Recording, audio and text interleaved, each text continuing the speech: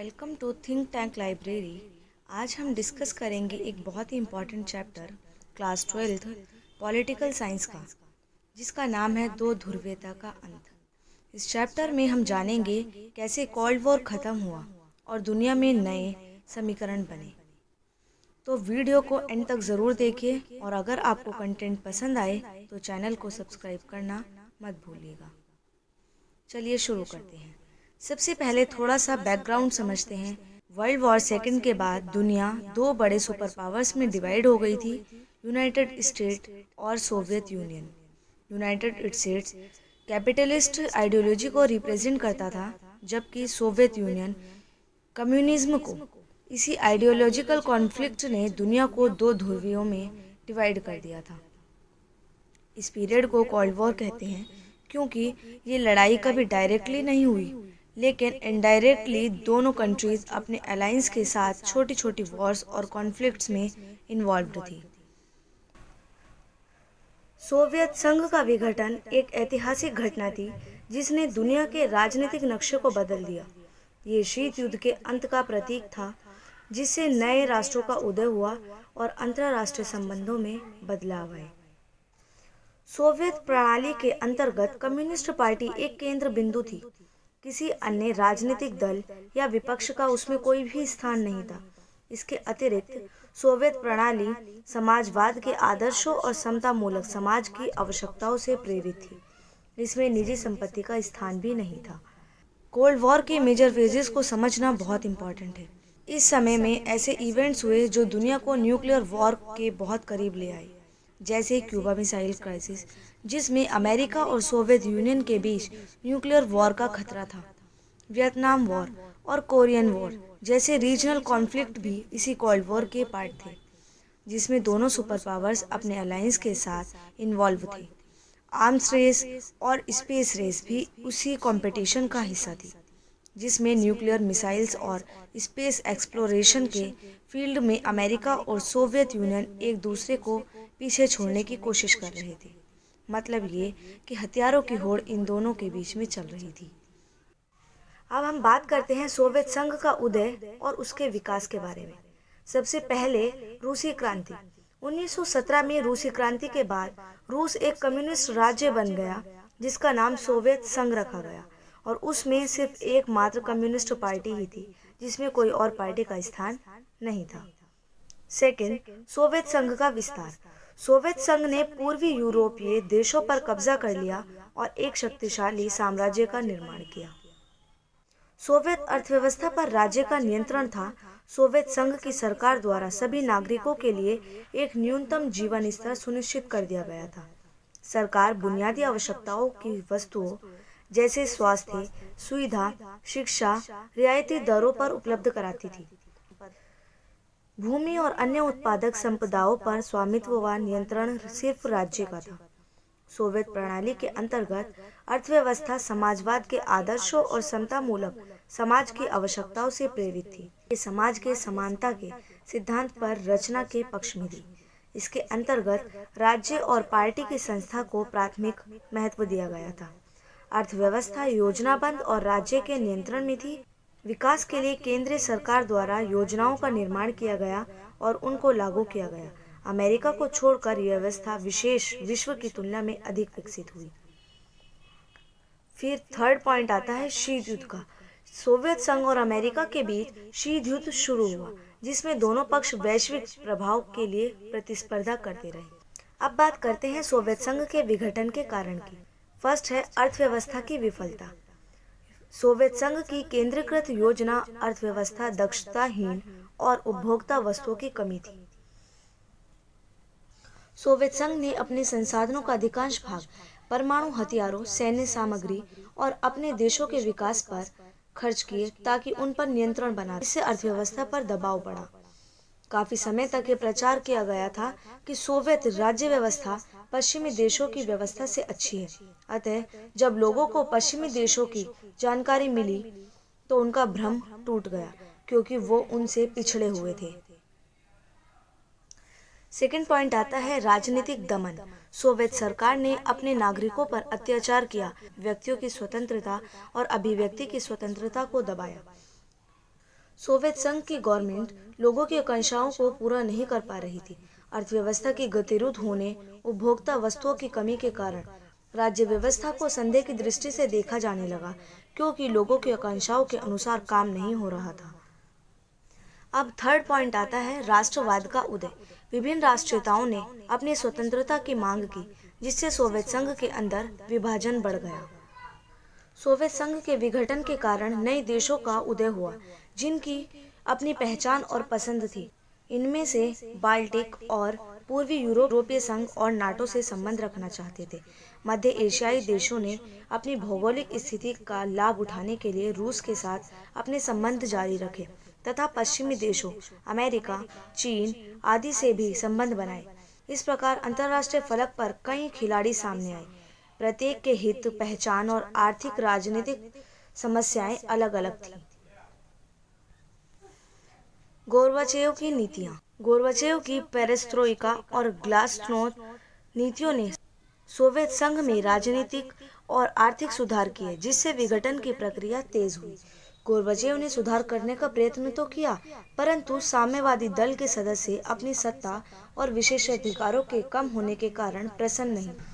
जनसाधारण भी सुधारों की धीमी गति से धीरज खो बैठे। इस प्रकार उनको जनसाधारण से या दल से सदस्यों से समर्थन नहीं मिला। 1980s तक सोवियत यूनियन इकोनॉमिक और पॉलिटिकल क्राइसिस का शिकार होने लगा। गोर्बाचेव, जो 1985 में पावर में आए, उन्होंने दो मेजर रिफॉर्म किए, ग्लासनोस्ट और पेरेस्ट्रोइका। इन रिफॉर्म्स का पर्पस था सोवियत इकोनॉमी और सोसाइटी को मॉडर्नाइज करना, लेकिन ये रिफॉर्म्स कम्युनिस्ट पार्टी के अंडर कंट्रोल को वीकन करने लगे। सोवियत रिपब्लिक्स जैसे एस्टोनिया, लातविया और लिथुआनिया ने इंडिपेंडेंस की डिमांड शुरू कर दी। ईस्टर्न यूरोपियन कंट्रीज में भी कम्युनिस्ट पार्टी के खिलाफ आंदोलन की लहर चल पड़ी। पेरेस्ट्रोइका नीति सोवियत संघ में आर्थिक सुधार लाने के लिए गोर्बाचेव द्वारा शुरू की गई नीति थी। ग्लासनोस्ट सोवियत संघ में राजनीतिक सुधारों को लाने के लिए गोर्बाचेव द्वारा शुरू की गई नीति थी। अब इन दोनों का प्रभाव क्या पड़ा?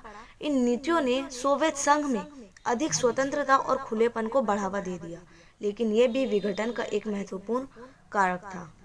जैसे कि हमने अभी बात की थी कि रूस और अन्य गणराज्यों का स्वतंत्र होना, जैसे उसमें फर्स्ट था बाल्टिक राज्य।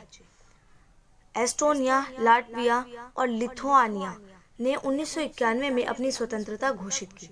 यूक्रेन ने 1991 में जनमत संग्रह के माध्यम से स्वतंत्रता की घोषणा कर दी। थर्ड आता है सोवियत संघ का विघटन।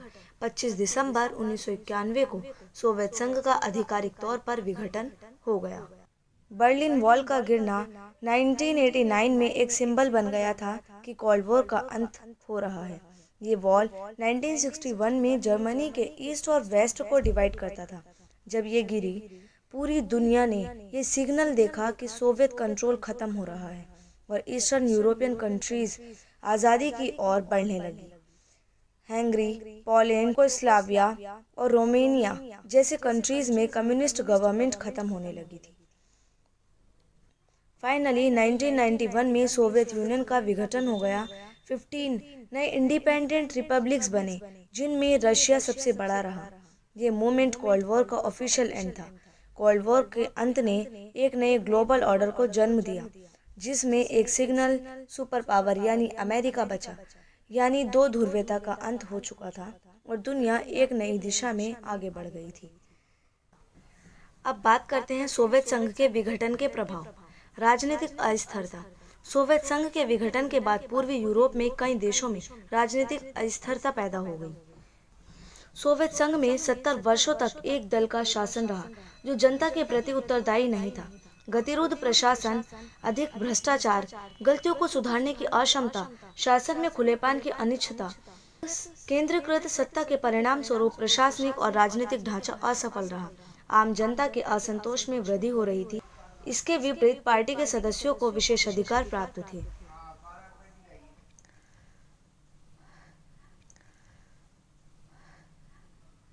अब आता है आर्थिक संकट। सोवियत संघ के विघटन के बाद कई देशों में आर्थिक संकट आ गया, जिससे बेरोजगारी बढ़ गई और गरीबी भी बढ़ी। फिर आता है राष्ट्रीयतावाद का उदय। सोवियत संघ के विघटन के बाद पूर्वी यूरोप में राष्ट्रीयतावाद का उदय हुआ, जिससे कई क्षेत्रों में तनाव और संघर्ष उत्पन्न होने लगा। फिर आता है विश्व व्यवस्था में बदलाव। सोवियत संघ के विघटन के बाद विश्व व्यवस्था में बड़े बदलाव आए, जिससे अमेरिका एकमात्र महाशक्ति बन गया। अब बात करते हैं सोवियत संघ के विघटन के प्रभाव की, जो भारत पर पड़े। सकारात्मक और नकारात्मक। सकारात्मक प्रभाव, भारत को वैश्विक राजनीति में अधिक स्वतंत्रता मिली और भारत को नए व्यापारिक अवसर मिलने लगे। नकारात्मक प्रभाव, सोवियत संघ के साथ भारत का रणनीतिक साझेदारी समाप्त हो गई और भारत के लिए रक्षा उपकरणों की आपूर्ति में कमी आई। इसी चैप्टर से एक क्वेश्चन है जो बहुत ज़्यादा इम्पॉर्टेंट है, शॉक थेरेपी। शॉक थेरेपी है क्या? सोवियत संघ के विघटन के बाद रूस, मध्य एशिया के गणराज्य और पूर्वी यूरोप के देशों में पूंजीवाद की ओर संक्रमण का मॉडल, जो विश्व बैंक और अंतर्राष्ट्रीय मुद्रा कोष द्वारा निर्देशित था, इसी को शॉक थेरेपी या फिर आघात पहुंचाकर उपचार करना कहा जाता है। इसकी कई विशेषताएं हैं, जैसे फर्स्ट है स्वामित्व का सबसे प्रभावी रूप निजी स्वामित्व होना। सेकंड है राज्य की संपत्ति का निजी और व्यावसायिक स्वामित्व के ढांचे को अपनाना। थर्ड है सामूहिक फॉर्म को निजी फॉर्म में बदलना और पूंजीवादी पद्धति से खेती करना। इसको इतिहास की सबसे बड़ी गराज सेल भी कहा जाता है। महाबिक्री में भाग लेने के लिए अधिकार पत्र नागरिकों को दिए गए। अधिकांश नागरिकों ने इनको कालाबाजारी के हाथों बेच दिया, क्योंकि उन्हें धन की आवश्यकता थी। रूसी मुद्रा रूबल में गिरावट के कारण लोगों की जमा पूंजी समाप्त हो गई। रूस में पूरा का पूरा राज्य नियंत्रण ढांचा नष्ट हो गया। इसी को इतिहास की सबसे बड़ी गराज सेल कहा जाता है। अब हम इस चैप्टर के कंक्लूजन की बात करते हैं, जिसमें सबसे पहला पॉइंट है शीत युद्ध का अंत। सोवियत संघ के विघटन से शीत युद्ध समाप्त हुआ और विश्व व्यवस्था में बहुत बड़े बदलाव आए। फिर आता है नए राष्ट्रों का उदय। सोवियत संघ के विघटन से कई नए राष्ट्र का उदय हुआ, जिससे विश्व के राजनीतिक नक्शे में बदलाव आया। फिर आता है आर्थिक और राजनीतिक अस्थिरता। सोवियत संघ के विघटन के बाद पूर्वी यूरोप में कई देशों में आर्थिक और राजनीतिक अस्थिरता पैदा हो गई। व्यवस्था में लास्ट पॉइंट है विश्व व्यवस्था में अमेरिका का वर्चस्व। सोवियत संघ के विघटन के बाद अमेरिका एकमात्र महाशक्ति बन गया।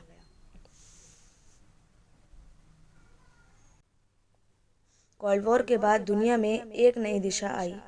अब एक मल्टीपोलर वर्ल्ड का कॉन्सेप्ट सामने आया, जिसमें सिर्फ एक सुपर पावर यानी अमेरिका डोमिनेट नहीं करता। यूरोप, चाइना और अदर कंट्रीज अपने इन्फ्लुएंस को बढ़ा रहे थे। यह नई दुनिया अब इकोनॉमिक्स, ग्लोबलाइजेशन और कल्चरल एक्सचेंज पे ज़्यादा फोकस करती थी, जो कोल्ड वॉर के दौरान इतनी परमानेंट नहीं था। कोल्ड वॉर ने दुनिया को दो ध्रुवीयता में डिवाइड करके रखा। 1991 के बाद दुनिया को एक नए रूप में देखने का मौका मिला। आपको क्या लगता है आज के टाइम में हम किस तरफ बढ़ रहे हैं? करें कमेंट में अपने थॉट्स ज़रूर शेयर करें। अगर आपको ये वीडियो इंफॉर्मेटिव लगे तो वीडियो को लाइक करें, शेयर करें और सब्सक्राइब ज़रूर करें।